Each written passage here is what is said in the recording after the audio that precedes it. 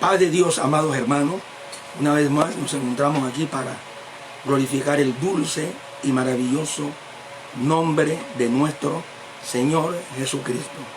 Señor de todo aquel que ha nacido de nuevo por el Espíritu de Dios y ha experimentado el nuevo nacimiento espiritual y tiene una relación íntima con el Señor, porque una cosa es religión y otra cosa es salvación.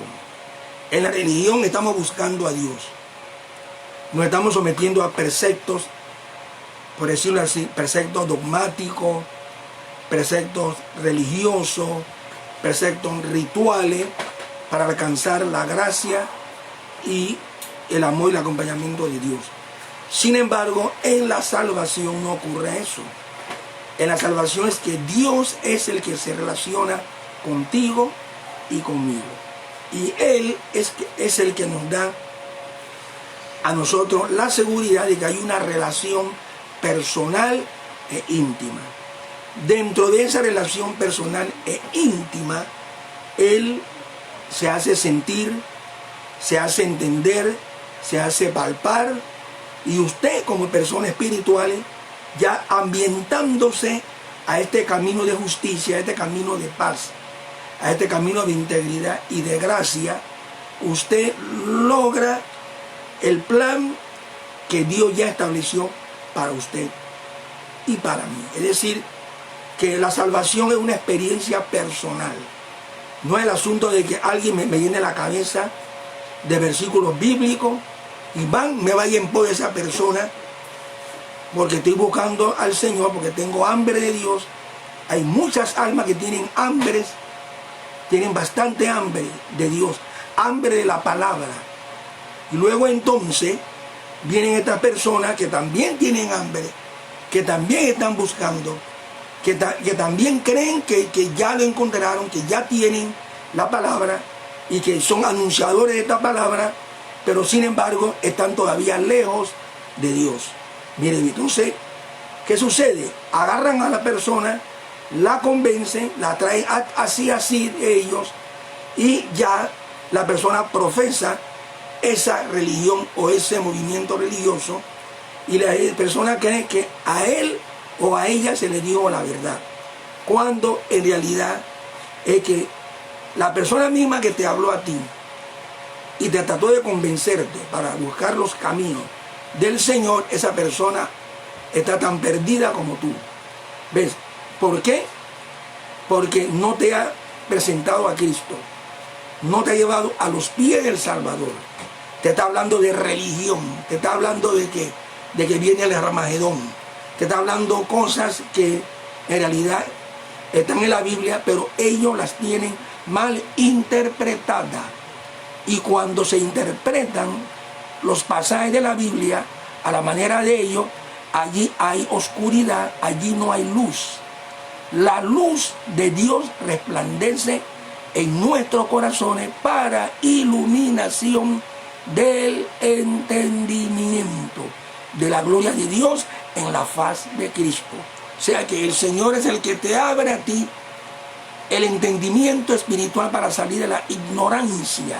Sí, porque hay mucha ignorancia en nosotros los seres humanos, que todo lo vemos en el plano de lo religioso.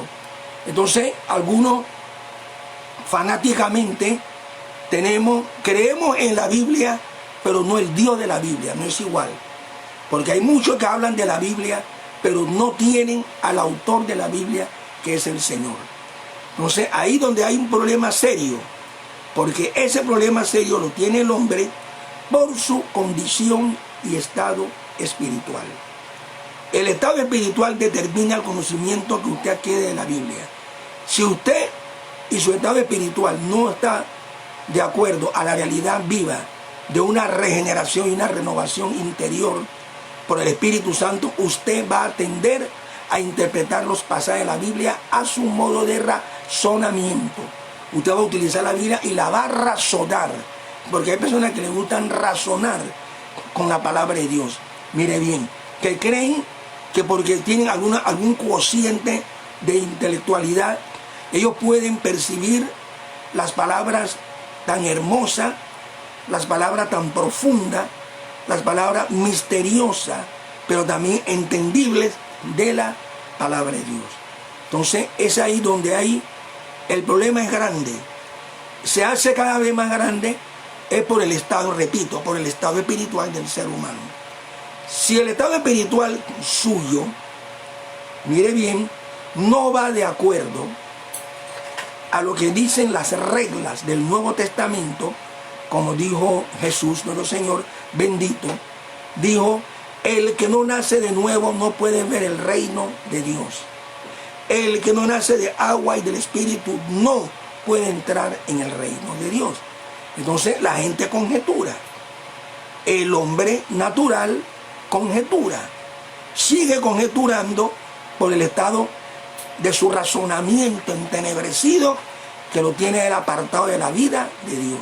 Entonces hay que entender que la palabra de Dios es una palabra viva y eficaz, una palabra que penetra lo profundo del ser del hombre. El hombre tiene ese hambre, esa sed de Dios. ¿Por qué? Porque Dios lo creó a su imagen y semejanza y le puso un cordón umbilical para acordarse que hay un creador, para sentir y tener el instinto, aunque el creador no se ve, él es invisible, pero hay un instinto natural en el hombre que lo hace buscar. Por eso que ustedes ven que hay personas que dicen que a Dios lo crearon, a Dios nadie lo creó. Y tú vas a decir, ¿por qué ese pensamiento? Ese pensamiento surge por las muchas religiones que tenemos. Por lo menos, ejemplo, en la India. En la India hay miles de religiones. Por todo el globo terráqueo hay muchas religiones. Pero ¿qué es lo que hace que el hombre, es decir, haya creado esas religiones? Su hambre, su instinto. Como dice un salmo: mi alma tiene sed del Dios vivo. ¿Cuándo vendré? Me presentaré delante del Señor. Es que el hombre tiene dentro de sí un clamor instintivo, algo que Dios mismo le puso en el corazón del hombre. Instintivamente, ¿dónde está mi creador? ¿Quién es? ¿Dónde está? Tengo el instinto de adorarlo, pero ¿dónde? Ve el mar y dice: será el mar. Ve el sol, será el sol. Ve la luna, será la luna. Es porque su condición espiritual no lo deja ver. No lo deja ver la realidad de su estado espiritual y lo que él está sintiendo desde el fondo de su alma. Sí, hay un instinto natural en el hombre que lo hace sentir, buscar ese ser eterno, ese ser que lo creó. Y ese ser que lo creó es Dios nuestro Señor. Entonces, Dios no está lejos. Aquí tenemos el testimonio en Hechos, capítulo 17.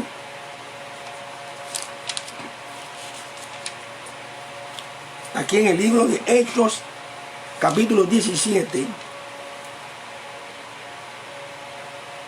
Aquí vemos, en este capítulo, Pablo, el apóstol, se encontró con una feria religiosa ahí en Atenas. Como todos sabemos y entendemos, Atenas es la sede o la madre de la escuela, de las escuelas filosóficas. Ese es un lugar donde se reunían eruditos, sabios, discursantes, a dar y a plantear su forma de razonar y de ver las cosas. Ahora bien, el Evangelio se adapta a todas las culturas. El Evangelio, como poder de Dios, llega a las masas. Pero el Evangelio tiene un lenguaje profundamente espiritual. Un lenguaje que solo Dios ha permitido que su santo Evangelio llegue a las masas y se adapta a se adapte a las diferentes culturas.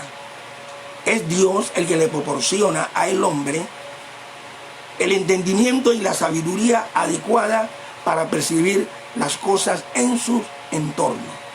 Ahora, estas escuelas filosóficas más bien definían argumentos de la vida, argumentos religiosos, es decir, de algún Dios, de la creencia popular de las personas de que eran tal cual Dios. Es decir, es un círculo casi completo de las creencias populares acerca de la divinidad en aquel entonces. Entonces, aquí vemos a Pablo llegando a ese lugar. Como vamos a leer, dice, vamos a leer del versículo 17, que nos dice así.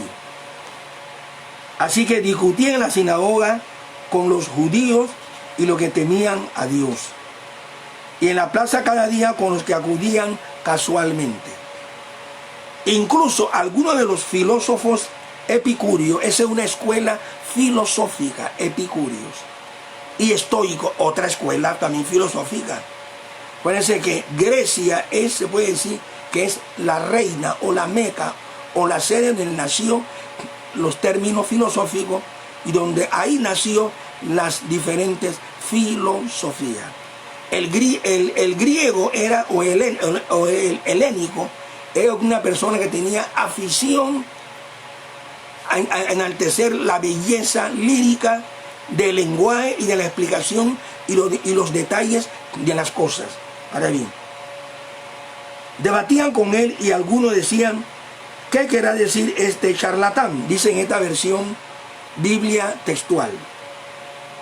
Y otro, parece ser predicador de dioses extraños, porque en la filosofía en aquel entonces no existía el ateísmo, como lo vemos hoy día vulgarmente, donde la necedad y la perversidad y la manera insensata y fatua del hombre de negar la existencia del ser que lo creó a él. Eso no existía. La filosofía nunca se enmarcó a la no existencia de Dios. Más bien la filosofía se marcaba en la existencia de la divinidad y de varias divinidades, que no es lo mismo. El ateísmo es algo tardío. El ateísmo vino después. Pero desde que Dios creó al hombre, lo creó con el instinto natural, y a través de la naturaleza y las acciones de él en el pensamiento del hombre, Dios siempre se ha ido comunicando con la raza humana hasta el día de hoy.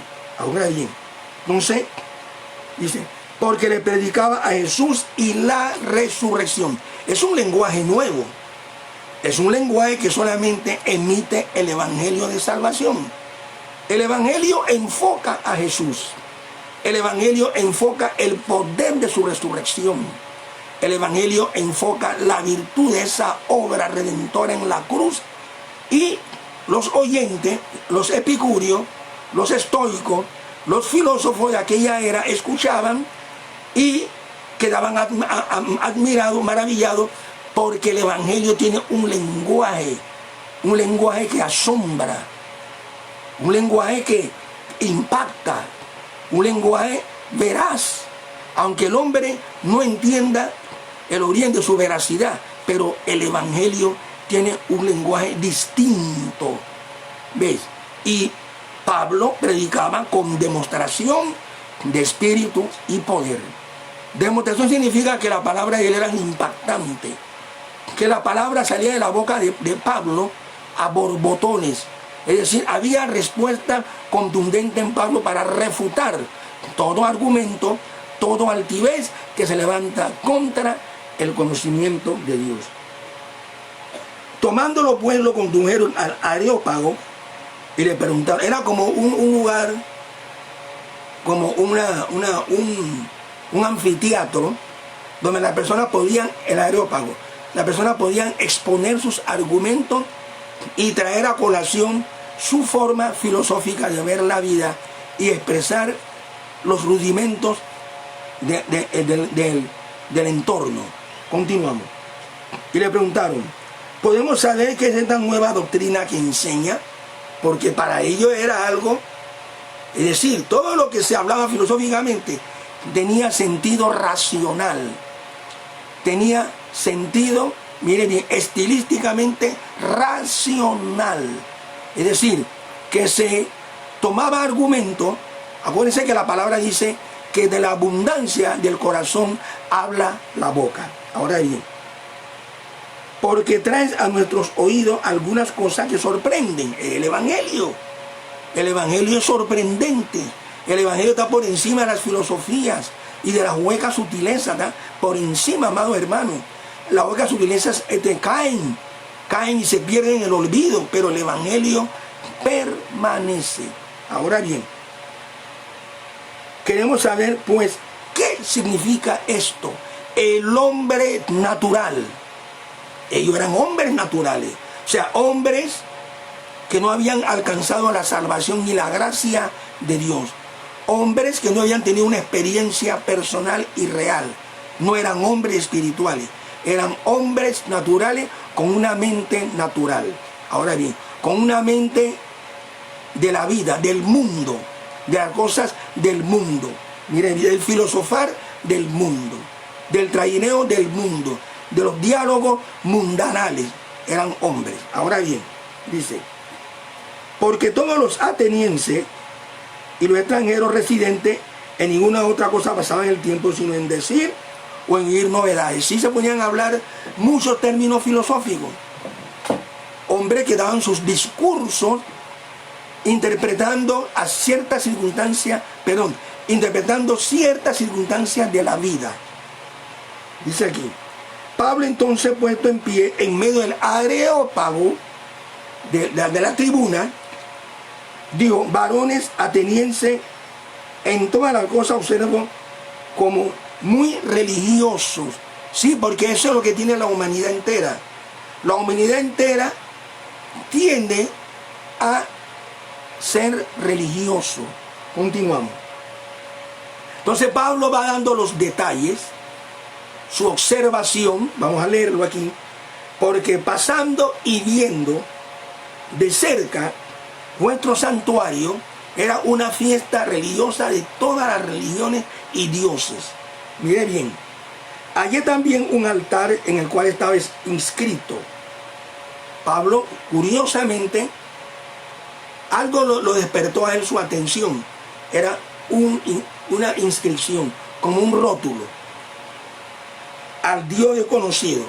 Pablo se agarró de esa inscripción y se tomó la oportunidad de allegarse a ese pueblo que eran filósofos, todos. Mire bien, Pablo no le dice, ustedes están errados, como muchos predicadores hoy día predican insensata y enfatuadamente. Cuando venga algún rótulo o algo así, ya van juzgando y condenando. Ellos eran paganos, es cierto. Era una serie de muestras paganas de diferentes dioses. Todos sabemos, nosotros los creyentes en Cristo, que nada más hay un solo Dios verdadero y un mediador entre Dios y los hombres, Jesucristo hombre. Ahora bien, al Dios desconocido, correcto, esa inscripción es excelente, es apropiada para hablar de ese Dios, el desconocido, el que nadie conoce, el que está invisible, el que lo creó todo, pero nadie lo conoce. Y Pablo se introduce a ello y le dice, el que adoráis, pues a pesar de no conocerlo, mire, para que usted vea, y aquí hay muchas predicadores que dicen, no, está adorando al diablo. Es como el caso de los musulmanes. Los musulmanes, ellos no adoran imágenes. Ellos no adoran ningún tipo de imágenes. Ellos dicen que ellos están adorando a Alá, no se confunda. Alá no es un Dios. Alá en árabe significa Dios. Si usted habla de Cristo, acá en la escritura nuestra, y si la escritura se traduce en lengua árabe, ahí va a revelar que Jesucristo es Alá en árabe. Alá no es un Dios, Alá es el Dios que ellos adoran, pues sin conocerle. Ahora bien, entonces hay muchos que comienzan a juzgar y a condenar y a decir, están adorando al diablo, tenga cuidado. La cosa es ganar, no perder.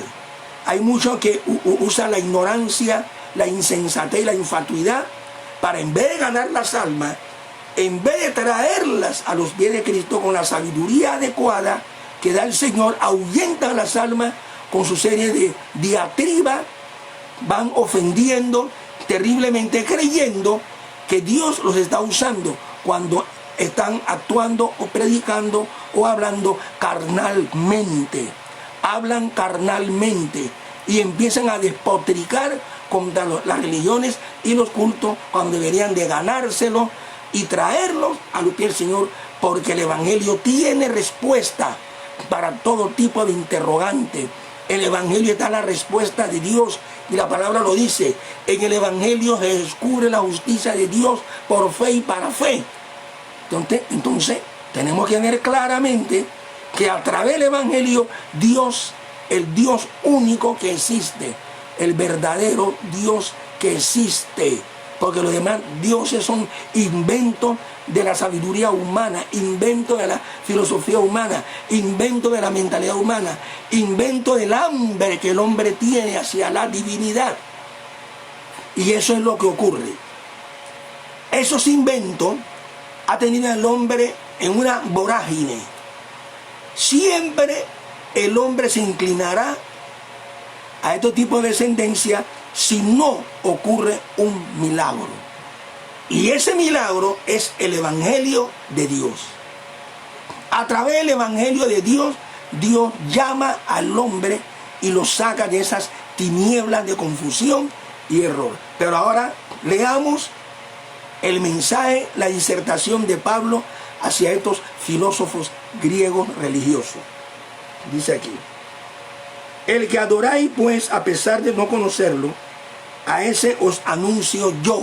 Exactamente, Pablo es anunciador de la divinidad. Usted, hijo de Dios que ha nacido de nuevo y que tienes una comisión que cumplir aquí en la tierra, tú eres un anunciador de la divinidad en Cristo.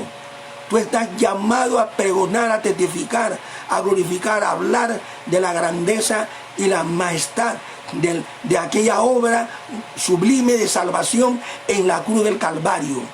Tú estás llamado a testificar la gloria y la majestad. Si tú experimentaste el nuevo nacimiento espiritual, entonces proclama, predica, enseña, ministra por el Espíritu de Dios y déjate guiar por el Señor en tus circunstancias, porque tú tienes la verdad. La verdad tú no la tenías. La verdad resplandeció en ti para iluminación del entendimiento de la gloria de Dios en la faz de Cristo. La verdad se te manifestó en el momento que tú escuchaste la predicación del Evangelio con demostración de espíritu y poder. Sentiste el impacto de la palabra y a través de ese impacto tú sentiste la convicción dentro de tu alma, dentro de tu ser, de apartarte del mundo, de apartarte de las cosas de las tinieblas del error y acudir al llamado y entrar a la luz de Dios. Cristo es la luz del mundo. El que siga a Cristo no anda en tinieblas, no anda en error, no anda en confusión, no anda en perdición. El que está en Cristo anda en la luz, y esa luz es como la luz de la aurora, que va en aumento hasta que el día es perfecto. Y cada día el Espíritu va transformándonos, ambientándonos a este camino de justicia, a este camino de salvación, donde Cristo es glorificado, donde cada creyente, cada hijo de Dios por la gracia salvadora de Cristo, tiene su nombre inscrito en el libro de la vida. Y cada creyente tiene su salvación asegurada. Las recompensas en Cristo están aseguradas. Su obra de salvación es única. Él es el único camino. Todos los caminos conducen al Hades y luego del Hades al Gehenna. Lamentablemente, muchos están yéndose. Muchos están oyendo el Evangelio, pero no están entendiendo su mensaje. Mensaje de vida, mensaje de esperanza, mensaje de libertad, mensaje de sanidad, mensaje de confianza, mensaje donde Dios es glorificado y le garantiza al creyente un cuidado perenne.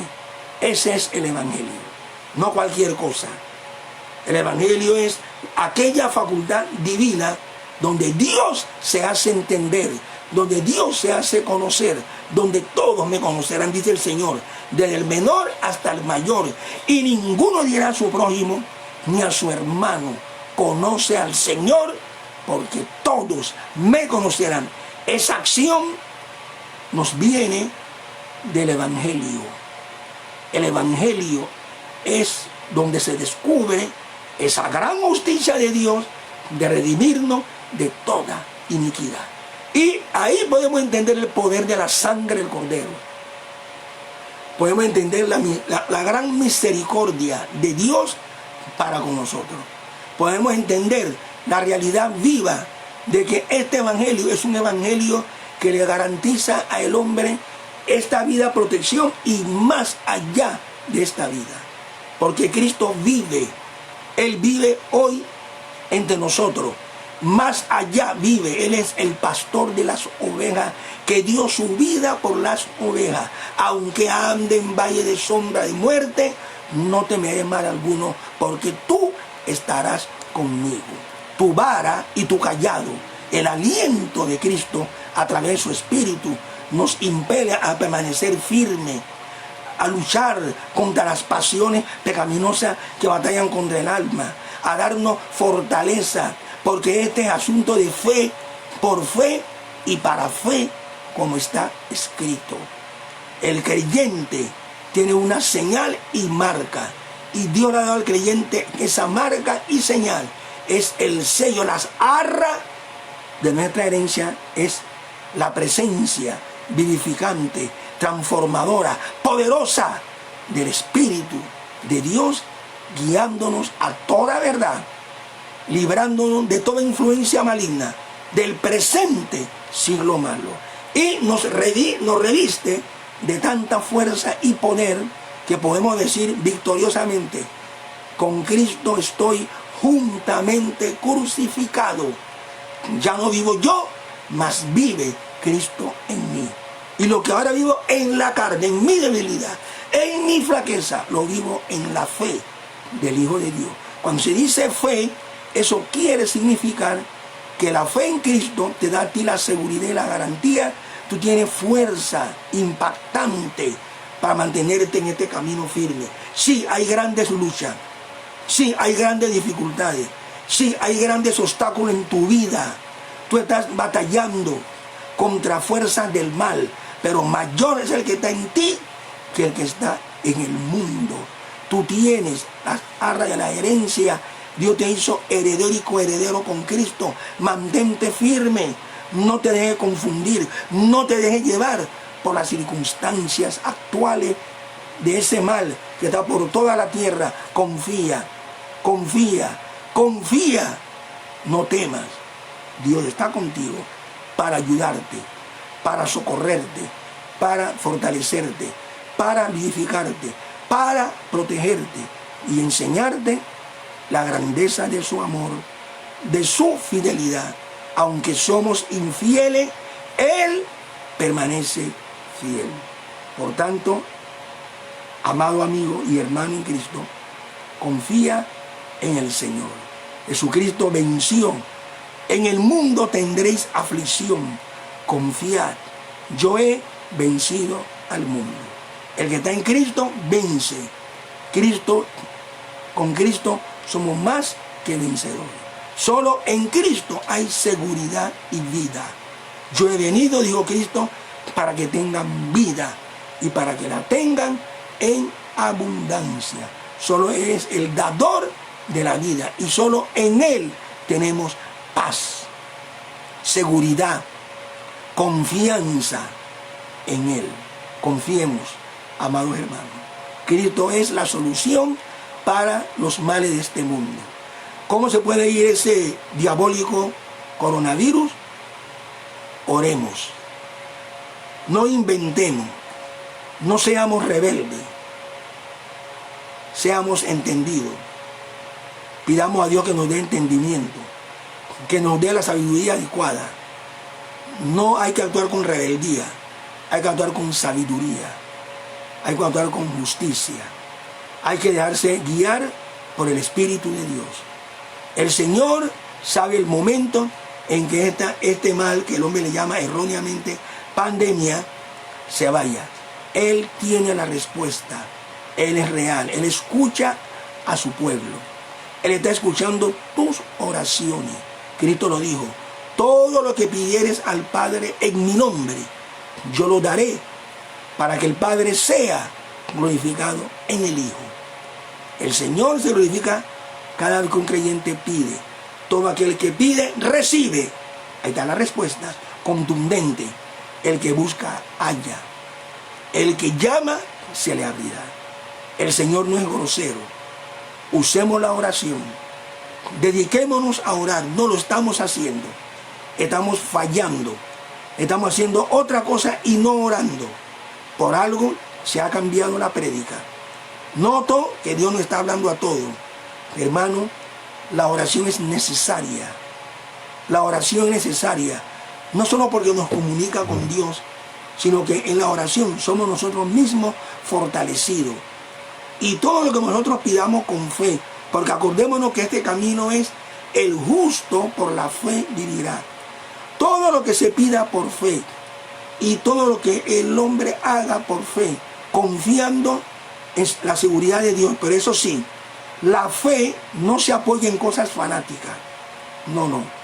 El creyente tiene que ser entendido. La fe se apoya en la autoridad de la santa palabra de Dios. Cristo dio estas palabras: si permanecieres en mí, es decir, permanecer en Él significa tener íntima comunión con el Señor Jesucristo diariamente a través de la presencia real de su precioso Espíritu. Mire bien: y mis palabras permanecen en vosotros, dice el Señor. Entonces, tú tienes que vivir la palabra. Tú tienes que ser entendido lo que la palabra dice. Si permanecieres en mí y mis palabras están en vosotros, es decir, que el creyente tiene que mover su fe a través de lo que está escrito. El creyente tiene que mover su fe y entender las maravillas de Dios que están escritas en la Biblia. Pedid todo lo que queréis y os será hecho. Pero no pidan mal, porque no van a recibir nada. Pidan y reciban, pero pidan cosas necesarias, cosas importantes, cosas que tienen que ver con tu salvación diaria, con tu condición espiritual diaria, con la sabiduría que debes pedir. Hay que pedir sabiduría e inteligencia espiritual en el conocimiento de Dios, para que nuestros ojos sean alumbrados y entender muchas maravillas que están en su palabra, muchas maravillas que Dios quiere manifestarse en nuestras vidas. Porque hay muchas personas que dicen que ya los milagros cesaron, las lenguas cesaron, las profecías cesaron, que estas cosas eran para los apóstoles. Mire, el que piense así, para mi leal entender, el que piense así no conoce al Espíritu Santo, no conoce a Dios. Se lo digo con toda honestidad. Mire bien, cuando uno viene a este camino, este es un camino sobrenatural. ¿Qué quiere decir esto? Que este es un camino donde directamente Dios te está llamando. No es que Dios dejó la Biblia así y cada cual hace la Biblia lo que le da la gana. Eso es mentira. Dios dejó su Santo Espíritu. Dios nos envió, nos legó su Santo Espíritu. El Espíritu Santo es sobrenatural. El Espíritu Santo nos hace ser dóciles a la palabra. Cuando hay docilidad de palabra, ahí hay guía del Espíritu Santo. Hay mucha gente que andan diciendo que están guiadas por el Espíritu Santo y son enseñadas por el Espíritu Santo, y lo que hacen, dicen y hablan no va en armonía con lo que está escrito en el Nuevo Testamento. Miren bien, y son personas que andan diciendo tonterías. Mire, el apóstol Pedro escribió para la iglesia de todas las edades. Yo estoy consciente que el Evangelio de Mateo hasta Apocalipsis, ese es el legado apostólico para la iglesia de todas las edades. Y no vengan con el cuento diciendo por ahí que ya las lenguas cesaron, porque entonces interpretan erradamente 1 Corintios capítulo 13. 1 Corintios capítulo 13 habla del amor. Esa es la virtud más grande que dice la Biblia. En griego tenemos 5 tipos de amor. Mire bien, 5 tipos en la lengua griega. Pero vamos a hablar del sentimiento de amor. El amor es la mayor de todas las virtudes. De todas las virtudes. Está hablando, Pablo está haciendo un compendio. Es decir, ahí él está revelando que las demás cosas, si no se hacen con amor, de nada sirven, de nada ayudan, que todo tiene que ser hecho con amor, que es una gran virtud, que el amor todo lo cree, el amor todo lo espera, el amor todo lo soporta, el amor no tiene envidia, que todas estas cosas cesarán. Todo esto es lo que estamos viendo, la ciencia, los dones espirituales, los ministerios, todo eso dejará de ser cuando venga lo perfecto. No, lo perfecto del Nuevo Testamento, eso es mentira. Eso es una vil y miserable mentira. Para Dios ya el Evangelio ya existía. Dios llama a las cosas que no son como si fuesen. Hay muchos que les gustan textualmente confundir y tratar de enredar a los creyentes. Cuidado, mucho cuidado. Ya Dios tenía en mente el canon del Nuevo Testamento. Aunque la iglesia en su tiempo, su comienzo no lo tenía todo, pero para Dios ya estaba. En pocas palabras, yo estoy claro que cuando el apóstol Pablo habla para la iglesia de todas las edades. Cuando Pedro habla, era para la iglesia de todas las edades. Si el Señor no quisiera que estas cosas se manifestasen, ahí tenemos el caso del apóstol Juan. El apóstol Juan iba a escribir algo que él estaba viendo en su revelación apocalíptica en los cielos. Cuando alguien le dijo a él, no lo escriba, no era necesario saberlo en la tierra. Entonces igual, todo lo que está en el Nuevo Testamento es legado apostólico, edificado sobre el fundamento de los apóstoles y profetas de Cristo, siendo la principal piedra de ángulo Jesucristo mismo. Entonces Pedro escribe, vosotros sois nación santa. Para esa época. No, Dios hizo milagro para esa época. Hermano, hay muchas necesidades. La ciencia médica, mira, la ciencia médica lo que está haciendo. Tienen un dolor de cabeza con el COVID-19. ¿Dónde está la respuesta de la iglesia del Cordero? ¿Dónde está la respuesta? Usted es una nación santa. Tú eres parte de un pueblo redimido, lavado con la sangre preciosa de Cristo. Tú tienes la respuesta. Y la respuesta está en la santa palabra de Dios. La iglesia está dentro de un mundo de oscuridad y de error que la rodea. Pero ella está fortalecida en Dios para destrucción de fortaleza. Es la iglesia derribando argumentos, altivez que se levanta contra el consejo de Dios y llevando cautivo todo pensamiento a la obediencia a Cristo. Ese es el mensaje de la iglesia del Señor. Y no mensaje profano, no mensaje corrupto, no mensaje equipado con mundanalidades, porque eso es lo que se ve hoy día. ¿Ven? Se ve la mundanalidad, se ve el contubernio con la ciencia médica y no se va a la palabra. Para nada, para nada. Ellos creen que Dios nada más hizo milagros en aquel entonces, habló en aquel entonces. Tenemos la revelación completa de la palabra, sí, pero la misma palabra dice que hay revelación, hay profecía, hay salmo. Lo dice la Biblia en la lengua, cuando se habla en otras lenguas. Lo que pasa es que el movimiento pentecostal ha fracasado, y se lo digo honestamente, porque han ignorado las escrituras. Hermano, toda regla doctrinal tiene que basarse en lo que está escrito en la Biblia. Mire bien, y hay mucha gente que ignoran la escritura. ¿Dónde reside el error? El error reside precisamente cuando se ignora las escrituras y el poder de Dios.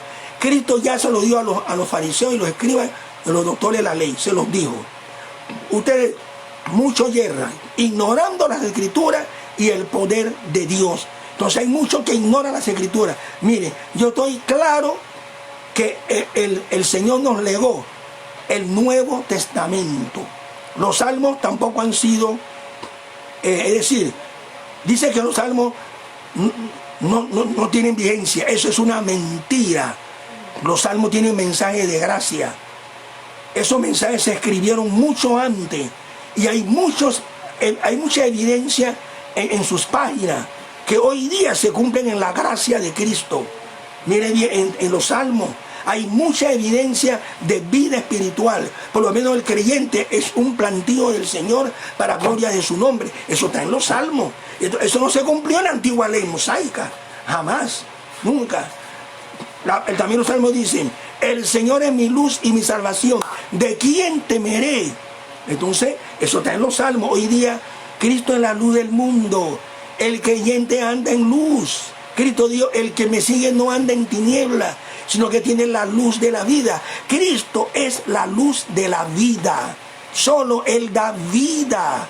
Mire bien, se cumple en el Nuevo Testamento, en el Nuevo Pacto, un pacto glorioso, sublime, mejor que el Antiguo Testamento, donde cada creyente conoce a Dios, donde cada creyente palpa, es transformado de gloria en gloria y de gracia en gracia, donde actúa la presencia del Espíritu real. El Espíritu Santo no se va. Hay algunos creyentes que comienzan a llamar al Espíritu Santo que ven. Eso es una grosería. Invitan al Espíritu Santo. No se puede invitar al dueño de la casa. Qué extraño, esa ignorancia espiritual. Eso es falta de ver lo que dice la palabra. La iglesia fue establecida precisamente con la presencia del Espíritu Santo en el día de Pentecostés. Ahora bien, la iglesia lo forman gente regenerada, guiada por el Espíritu. ¿Cómo va a pedir un creyente regenerado que el Espíritu no se vaya, que venga? Ven, Espíritu Santo. Eso es falta de sabiduría. Estos pastores no están enseñando la verdad. Por eso tienen al pueblo de Dios confundido y engañado. Sinceramente lo digo. Cristo dijo que el Espíritu estará con vosotros para siempre. El Espíritu os guiará a toda la verdad. Ahí lo dice claramente. Entonces comienzan a llorar y a cantar: ven, Espíritu Santo. No. Si tú estás en Cristo, tú lo recibiste por fe a través de la predicación de la palabra. Ahí está escrito. Es decir, el Espíritu Santo se recibe por fe, creyendo en el Señor Jesucristo, oyendo el Evangelio. El Espíritu se derrama, se hace personal, se hace impactante en la vida de un creyente cuando escucha el mensaje de vida. Entonces el Espíritu hace varias acciones. Me redarguye de pecado. Mire bien, me da convicción de pecado, siento ese arrepentimiento, esa convicción de buscar a Dios y acudo al llamado de Cristo. Como dice la palabra: el que tiene oído, oiga lo que el Espíritu dice a las iglesias. Entonces es importante entender que hay muchos creyentes nuestros en nuestras diversas iglesias cristianas evangélicas errados. Están errados. ¿Ve? Miren a la palabra. Dejen que el Espíritu los lleve a la palabra y sean dóciles a ella. No se pongan a estar conjeturando necedades, porque muchas veces nosotros conjeturamos necedades contra Dios, contra su palabra, creyendo o haciéndonos espirituales, ¿sí? Profetas espirituales, porque hay muchos así, que se creen profetas espirituales y no atienden el mensaje que está escrito en la palabra del Señor. El Señor nos legó el Nuevo Testamento completo. Hay algunos que hipócritamente andan diciendo que habla donde la Biblia habla y calla donde ella calla. ¡Mienten! Yo he comprobado en sus doctrinas, las he escudriñado a la luz de la Biblia y mienten. Mienten descaradamente. Mienten falseando la verdad. Mienten falsificando la palabra de Dios, medrando en ella. Mienten verdaderamente. No, amados hermanos, no les crea. No les crea. Entonces la Biblia habla de alabar a Dios con címbalo resonante, con pandero. No, eso es de la ley. Que me digan a mí en qué parte de la Biblia dice que eso era de la ley. Que eso era de la ley. Mire bien, los salmos son mensajes de gracia. Los salmos son aquellas promesas que recibieron aquellos antiguos, aquellos antepasados a través de la pluma del rey David. Mire bien, que no recibieron lo prometido. Pero ahora en el camino, muchos detalles que se ven en los salmos se cumplen en la gracia de Cristo. Abre mis ojos y miraré las maravillas de tu ley. ¿Se cumplió eso en el Antiguo Testamento? ¿Se cumplió? Pregunto. Entonces, ¿dónde viene el error? Es por ignorar las escrituras y el poder de Dios. Todo lo que está en la Biblia, el Nuevo Testamento, la iglesia de Cristo genuina, cree todo en Mateo, Apocalipsis, y no va a decir esto cesó, porque entonces buscan argumentos. La ciencia, cuando la Biblia habla de ciencia, la ciencia en general en todas sus ramificaciones, dejará de ser cuando venga lo perfecto. Lo perfecto es cuando venga Cristo en su venida. Eso es lo perfecto. No, porque el griego habla de neutro. No se refiere a la persona de Cristo, sino a la acción de su venida. Eso es lo que se refiere el griego del Nuevo Testamento.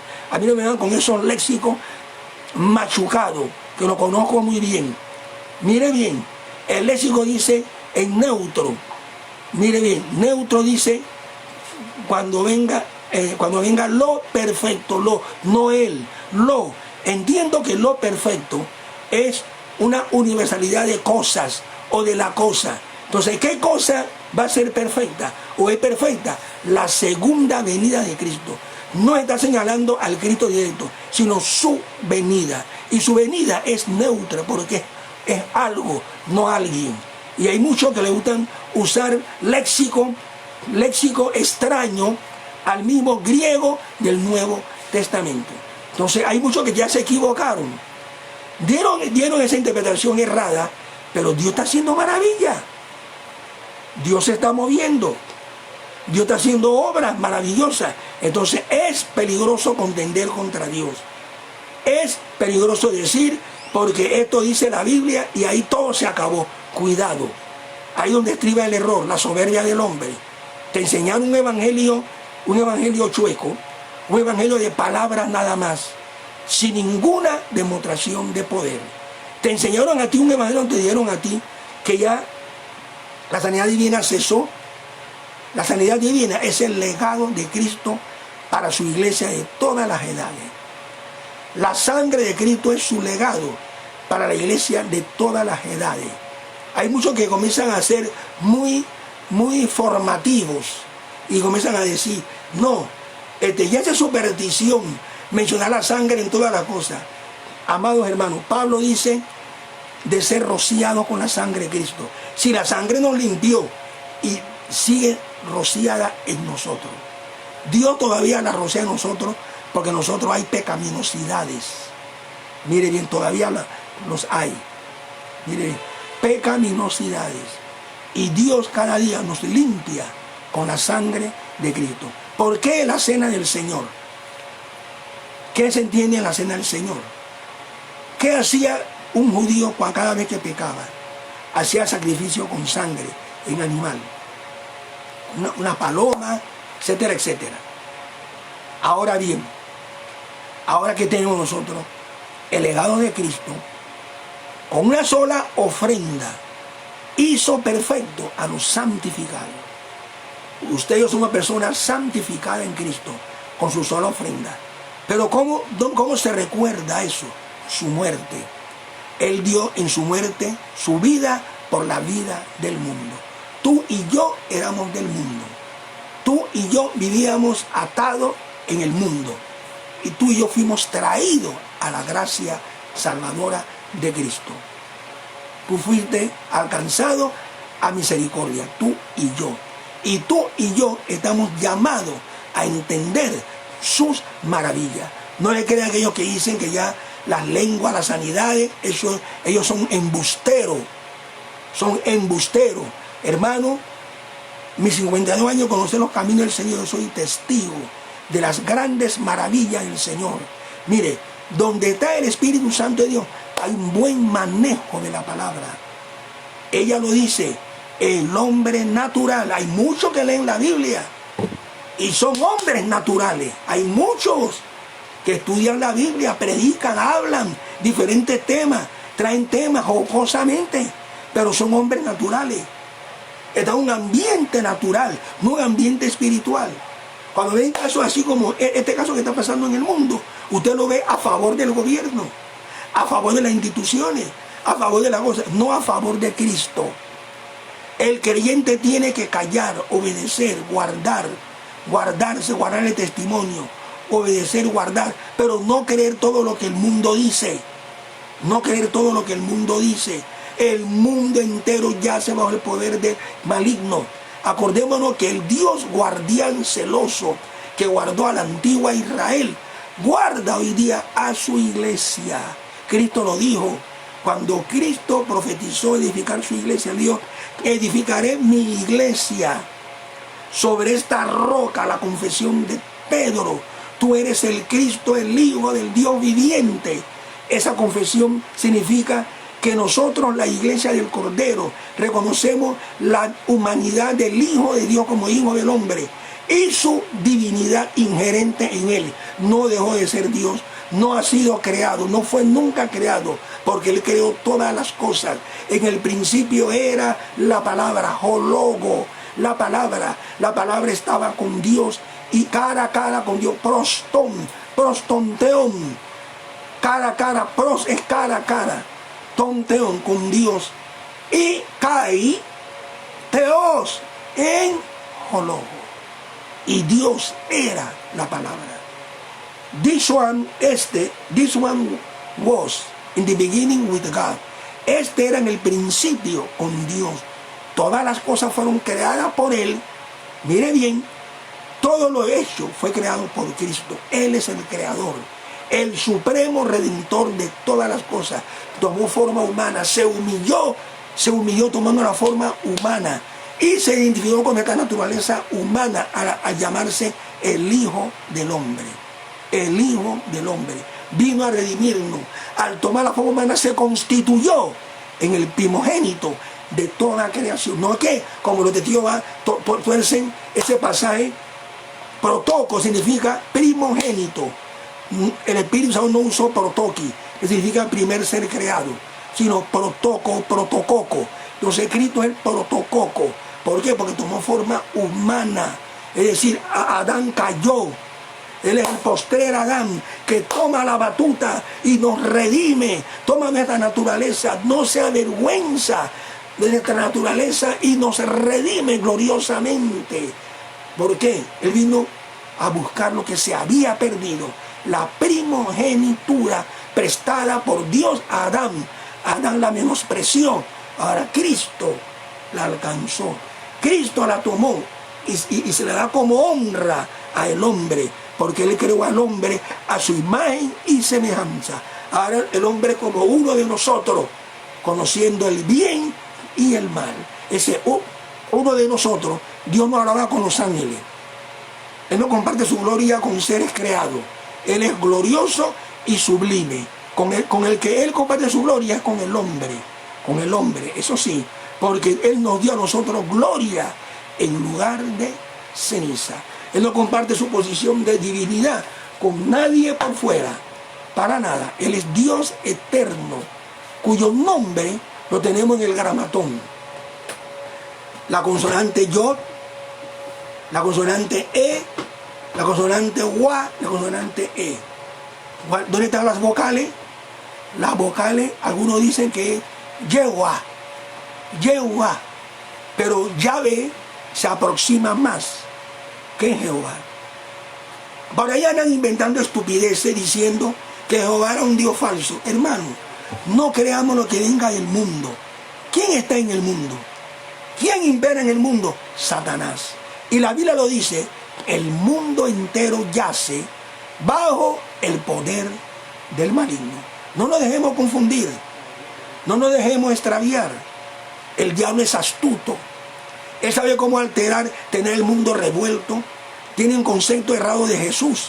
Pero Pedro dijo, inspirado por Dios, en su revelación de Dios, tú eres el Cristo, el Hijo del Dios viviente.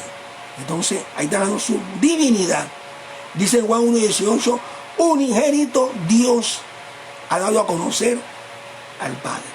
El unigénito Dios. Es decir, que Dios lo engendró. Yo te engendré hoy. Ese hoy significa eternidad, porque el hoy es siempre. El hoy no se muda ni se va para ningún otro lado. El hoy es siempre. Y el hoy en la mente de Dios denota eternidad. Cristo es el primogénito de los muertos, pero con su gloriosa resurrección también venció a la muerte. Y aquí yo pongo mi vida para volverla a tomar. Nadie me la quita. Yo de mí mismo la pongo y la vuelvo a tomar. Ese Cristo. Él venció. Él se lo dijo a Marta y a María. Yo soy la resurrección y la vida. El que cree en mí, aunque esté muerto, mire, aunque esté muerto, vivirá. Y todo aquel que vive en él no morirá eternamente. Si la palabra está en ti, permanecen en ti, y tú crees, pide lo que quieras en el Señor y se te dará. Confía. Trust God. Trust God. Confía en Dios. Confía en Él y apóyate. Support on God. Apóyate en Dios. Él es tu fortaleza eterna. Él está para ayudarte, para socorrerte, para darte fuerza de su fuerza. Vamos a orar dándole gracias a Dios por esta palabra. Ustedes perdonen, pero noté que el mensaje se desvió totalmente. El Señor le está hablando a alguien aquí, a alguien o a alguienes, ¿verdad? No temas, el Señor está contigo. Muy bien, entonces luego que termine nos va a despedir el diácono Julio en oración. Señor soberano, te damos gracias por tu palabra preciosa, tu palabra sanadora, tu palabra que transforma, tu palabra que libera, tu palabra que da vida, tu palabra de justicia, tu palabra que tú nos das a nosotros el entendimiento, porque somos oscuros de mente para entender tus maravillas. Glorifica tu palabra, santifica tu palabra y sigue honrándola para la gloria de tu nombre. Guarda a tu pueblo, santifica a tu pueblo, vivifica a tu pueblo y dale esa fortaleza diaria a tu pueblo, porque te lo pedimos, Señor, para la gloria, honra de tu nombre. Que tu precioso Espíritu cada día, Señor, nos dé esa fortaleza, ese ánimo pronto para seguir avanzando y venciendo en los embates de la vida. Mira a aquellos que están sufriendo enfermedades terribles con esa epidemia que ha recorrido el mundo entero. Extiende tu mano con misericordia, que sea hecha tu voluntad en la tierra como en el cielo. Gracias, Señor. Esto te lo pedimos en el nombre de Jesús. Amén y amén. Con ustedes, el diácono Julio. Amén. Amados hermanos, vamos a estar orando. Padre Santo que estás en los cielos, Dios eterno, Dios soberano, Dios altísimo, a ti te damos la gloria, te damos la honra, el señorío, la exaltación. Gracias damos a ti, oh Padre Celestial, por tu palabra, la cual hemos recibido en esta hora. Gracias, oh Dios mío, porque tú eres aquel que nos habla, oh Dios mío, que nos guía, que nos dirige, que nos instruye, oh Padre. Gracias por ese alimento que ha descendido de lo alto para alimentarnos, Señor, espiritualmente y ayudarnos a crecer en estatura, en conocimiento, Padre, en gracia. Gracias, oh Dios del cielo, en el nombre glorioso de nuestro Señor y Salvador Jesucristo. Amén, amén y amén. Estamos despedidos. Padre Dios.